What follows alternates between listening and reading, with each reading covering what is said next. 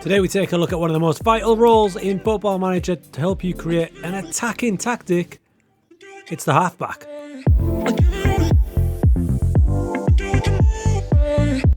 So we're going to focus on this halfback role. Now ignore the tactic for a minute. I know it looks a bit mad, but it's what I'm using on stream with Forest Green at the minute. But what we're focusing on is the halfback and how it influences this area of the pitch. And that's where tip number one for the halfback comes in. You'll notice I've got him offset. You'll see loads of people using the halfback in there because they think that he drops in between the two centre backs naturally like that. Now putting him there, people will think he'll just drop straight back. Not so. As we get into the match, you'll see he drops into there anyway. Just because he starts asymmetric, he will still drop back. So that's tip one. He can be used off centre.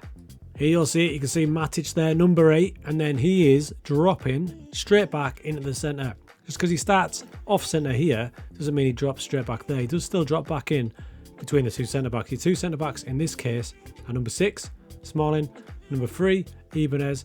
Now look at Matic, there he is as the game gets going. Dropping back in between them identically. So even if he's asymmetric, off centre if you like, he still does that job of dropping in between your two centre backs, the same distance between.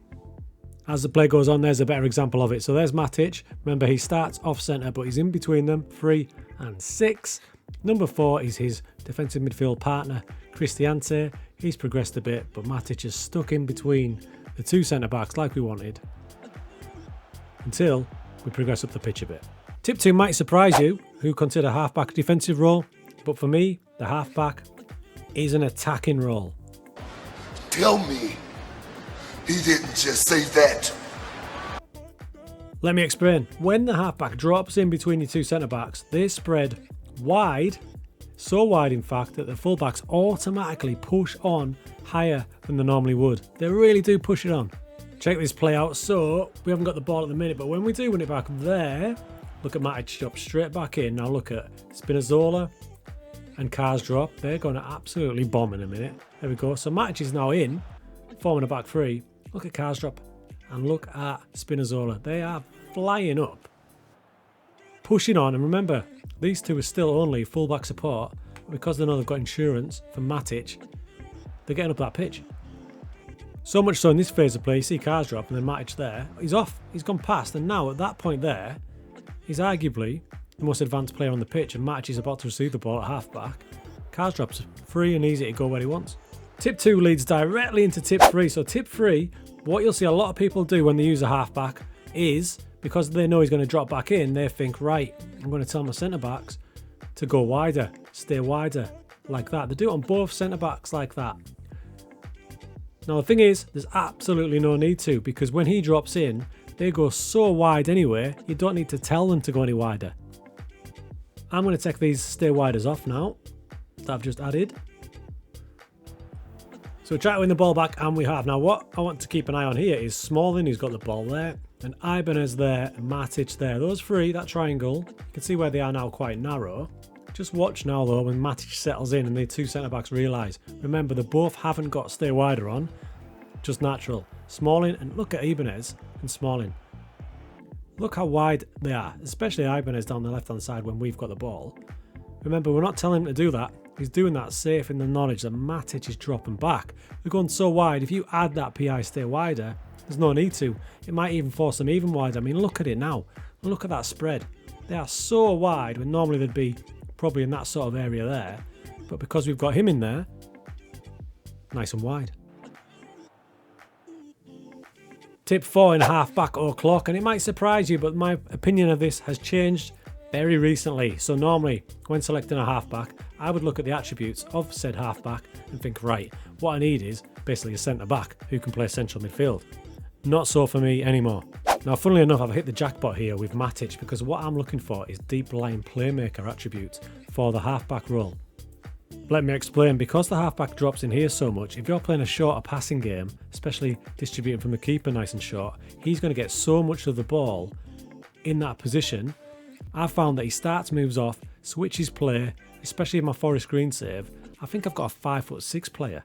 Yeah, there he is, Sanders, in the halfback role, and he is 5'9". So you see what I'm talking about? But he is great on the ball, passing, vision, decent at positioning and his play traits help out as well. So what I prefer now is a ball player midfielder who's comfortable on the ball, who can set moves off.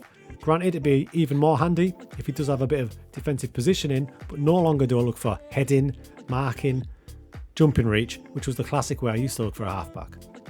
Examples like this are beautiful. So there's Matic. I'm going to see him just get it, give it, comfortable on the ball. When it breaks down here through Abraham, Spinazzola, look at Matic offering himself.